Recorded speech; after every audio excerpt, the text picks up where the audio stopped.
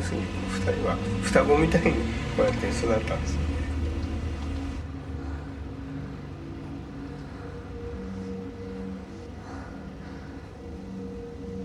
1981年6月11日午後3時。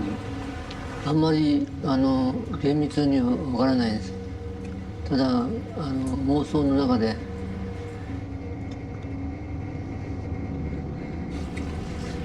海を食っちまおうとなったのでは。気が触れてると思います。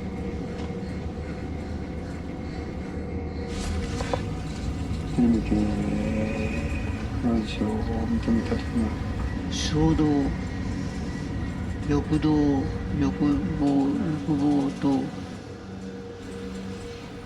カンバリズムっていうのはフェティッシュな願望の部分と自分の気持ちを収めたい、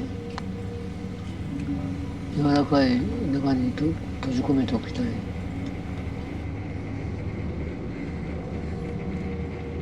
兄弟で僕を食べることは全然できないと多分